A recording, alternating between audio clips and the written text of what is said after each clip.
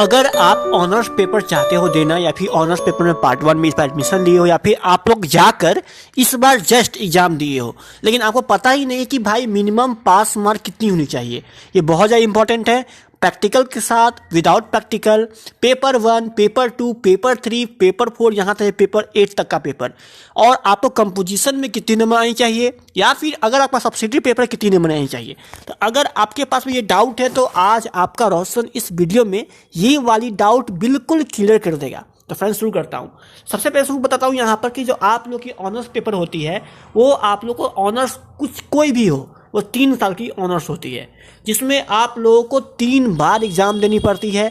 किसी को यूनिवर्सिटी के अंदर में आपको सेमेस्टर बाय सेमेस्टर होता है, लेकिन ज़्यादातर जो ऑनर्स पेपर होती है वो ईयरली ही होती है और पीजी वालों में सेमेस्टर वाइज होती है। तो अब यहाँ पर दोस्तों बात आती है कि भाई आपको कितनी मार्क्स चाहिए कि आपको ज़रूरत है ऑनर्स पेपर पास करने के लिए। तो यहाँ बताता हूँ मैं कि अगर आप पार्ट 1 में हो तो आपके लिए आपको सभी को कोई भी ऑनर्स हो, chemistry honours, math honours, physics honours, उन सभी को 2 पेपर ऑनर्स की एग्जाम देनी ही पड़ती है, कम से कम मिनिमम 2 पेपर। तो उस 2 पेपर में पेपर 1, पेपर 2 और पार्ट 1 में हो तो पार्ट 2 में हो तो यहाँ पर ये 1, 3 बन जाएगा, मतलब पेपर 3 और पेपर 4। पार्ट 3 में हो आप तो ये 3 आपका 5 बन जाएगी और ये 4 आपकी 6 बन जाएगी। तो आप इस टाइप से एग्जाम यहाँ पर दे सकते हो, लेकिन सब में लगभग मिनिमम मार्क्स ही होती है। तो अब दोस्तों बात करूँ कि कोई एक लड़की है आकांक्षा कुमार की, उन्होंने हिस्ट्री ऑनर्स किया।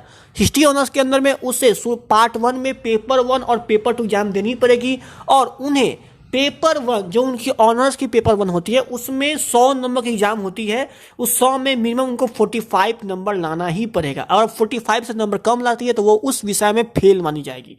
अब आते हैं पेपर 2 में, तो पेपर 2 में 100 में कुल मिलाकर उन्हें 45 नंबर लाना ही पड़ेगा। अर्थात दोस्तों आप लोग को ऑनर्स पेपर जो 200 की होती है उस 200 में आपको 90 नंबर से कम नंबर लाओगे।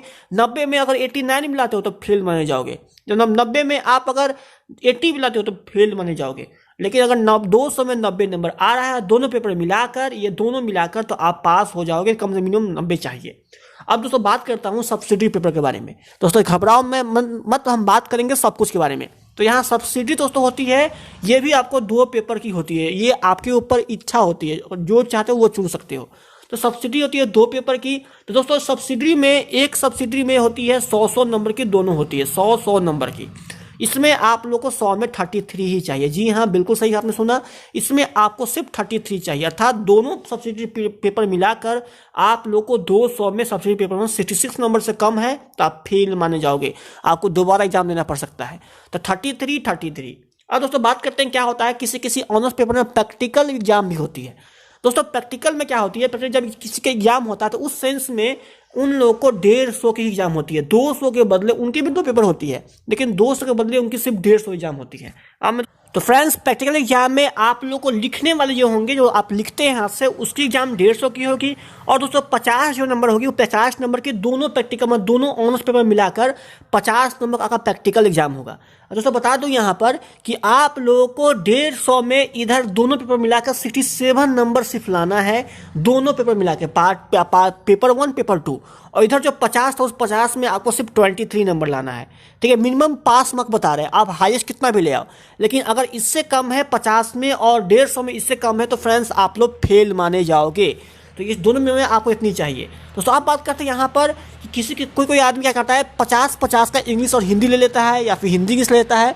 उस सेंस में उनको ये दोनों पेपर मिला के सिर्फ 33 नंबर ही चाहिए। अगर वो नहीं ला पाते तो उसमें फेल माने जाएंगे। कोई क्या होता है, कंपोजिशन ले लेते हैं। कंपोजिशन उनकी जो होती है 100 नंबर की हिंदी होती है या फिर दोस्तों 100 नंबर की उनकी इंग्लिश होती है। उस सेंस में 100 नंबर हिंदी दे दे या फिर वो किसी 2 में से कोई एक चुनना होता है। इस सेंस में भी उनको सिर्फ 33 नंबर ही लाना है, कुछ खास नंबर नहीं लाना है। तो बस दोस्तों इतना ही नंबर लाना है। अब बात करता हूँ कुल कितना नंबर आपको चाहिए। तो अगर आपका प्रैक्टिकल नहीं है तो दोनों पेपर मिला के 90 नंबर, इसमें 66 नंबर, और दोस्तों 50-50 अगर आप लिए हुए 33 नंबर। तो अगर आप ऑनर्स पेपर में सिर्फ 19 ओनली सिर्फ 200 में 199 ले आते तो आप पास हो जाएंगे, मिनिमम इतना मार्क्स है। अगर सब्सिडी है तो इससे भी कम नंबर ले आएंगे तो आप पास हो जाएंगे। तो दोस्तों ये जो था वीडियो बताना बहुत इंपॉर्टेंट था आप लोग के सामने में, क्योंकि आप लोग इसके बारे में शायद कोई चीज़ जानते थे और कोई नहीं जानते थे। इसी कारण से उनके पास एक लिमिट नहीं होती थी। तो अब जो भी पार्ट वाले, जो भी आपको ऑनर्स पेपर वाले हो, उनको एग्जाम यहाँ पर इस तरह देनी है। और दोस्तों मैं बता दूं, एक बात मैं बताना भूल गया कि आप लोगों को पार्ट 1 में 2 पेपर होती है, पार्ट 2 में 2 पेपर होती है ऑनर्स की, लेकिन पार्ट 3 में आपको 4 पेपर होती है ऑनर्स की। उसमें सब्सिडी पार्ट 3 में नहीं होता है। और नहीं दोस्तों, आप लोग को यहाँ पर कंपोजिशन देना पड़ता है, उसमें आपको उसके बदले 100 नंबर का आप लोग को जीके का एग्जाम होता है, सामान्य अध्ययन का। ठीक है, तो मैंने वो बताना आपको भूल गया था। उसमें आपको पर पेपर 45 लाना पड़ेगा, और पार्ट 3 वालों को। ठीक है, तो बस दोस्तों यही थी आज की वीडियो में। धन्यवाद, मिलता हूं नेक्स्ट वीडियो। अगर वीडियो पसंद आए आपको तो वीडियो जरूर शेयर कीजिए, ताकि आपके दोस्त, आपके रिश्तेदार इसके बारे में जान सके, अगर उनको नहीं पता होगा तो। और इसे लाइक कीजिए। धन्यवाद, गुड बाय, जय हिंद।